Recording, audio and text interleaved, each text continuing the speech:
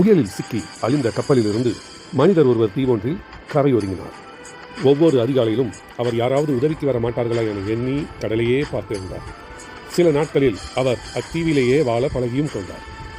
ஆனாலும் எதிர்பார்ப்பை கைவிடாத அவர் தாம் குடியிருப்பதற்கு ஒரு வீட்டையும் கட்டிக்கொண்டார்.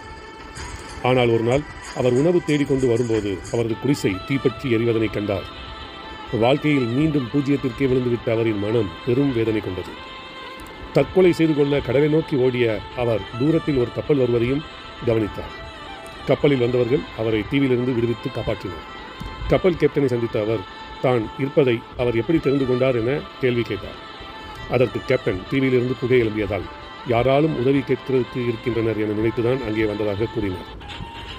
வாழ்க்கை உங்களுக்குள் ஏதாவது ஒன்றை இழக்க செய்தால் அதைவிட சிறந்த ஒன்றை நிச்சயம் பெற்றுத்தரும்.